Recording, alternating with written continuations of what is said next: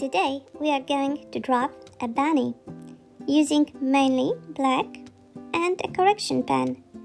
Watch how quickly and smoothly it comes together, step by step.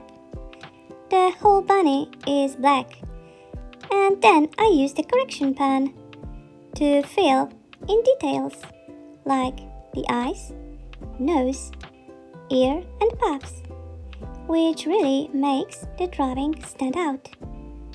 Once the correction pen dries, I go over those areas with another color to add even more detail and bring the drawing to life.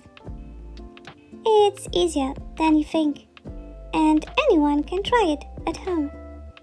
You can find the crayons in the description, so feel free to follow along and draw with me.